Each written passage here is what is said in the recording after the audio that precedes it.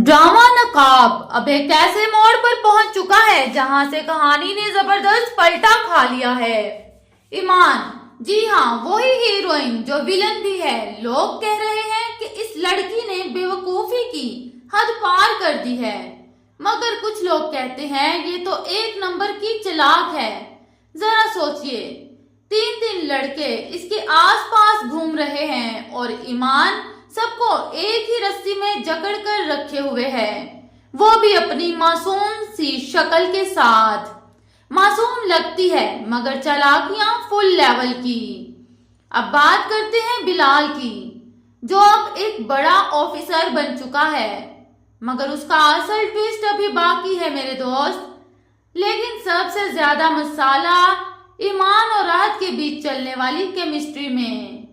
ईमान जो आहद से मिलने के लिए इतनी बेचैन हो गई कि रात के अंधेरे में चली गई उससे मिलने, मगर क्या पता था कि ऊपर से तैमूर सब कुछ देख रहा होगा।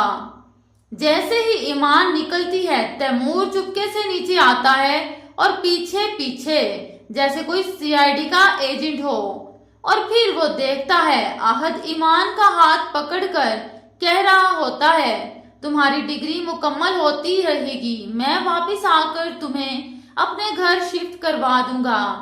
अरे भाई साहब, लड़की कोई फर्नीचर है जो शिफ्ट करवाना है? अजीब डायलॉग है। ये प्यार है या कंफ्यूजन का नकाब? ईमान मासूम है या मास्टरमाइंड?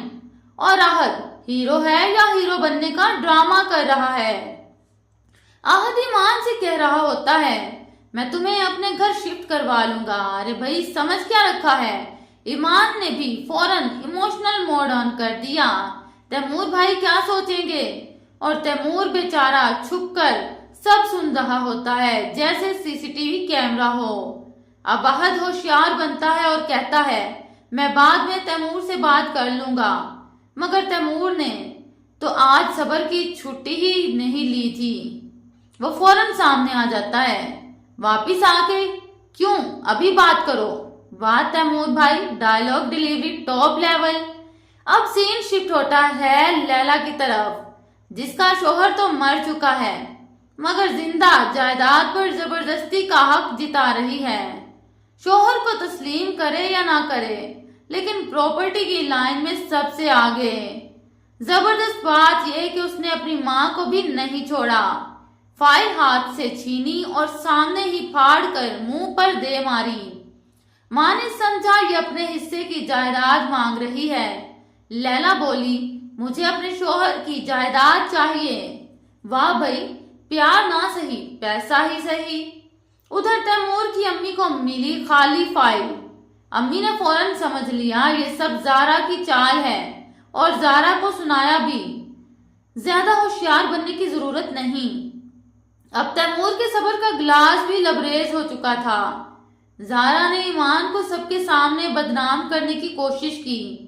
तैमूर ने एक लम्हा भी नहीं लगाया, बाजू पकड़कर जोर का झटका दिया, जारा को दूर किया और कह दिया, ये लड़ाई नहीं, ये रिश्ता खत्म। पूरे महल में सन्नाटा छा गया, सब हक्के बक्के, और ईमान भी इमोशनल हो गई। क्या मेरी वजह से तैमूर भाई ने ऐसा कह दिया? उधर बिलाल की भी एंट्री हो गई, नई पोस्ट पर बैठा हुआ फूड डिपार्टमेंट ऑफिसर। और तैमूर के वालिद कह रहे हैं, इस खानदान को तो बस एक फूड ऑफिसर ही टक्कर दे सकता है। अब लगता है कि जारा को सिर्फ तलाक ही मिलने वाली है। इज्जत और प्यार तो पहले ही एक्सपायर हो चुका है। तैमूर के दिल से जारा का चैप्टर मुकम्मल खत्म। तो नाज़रीन, क्या लगता है आपको कि बिलाल की तरफ से कोई नोटिस आया है या होने वाला है कोई नया धमाका?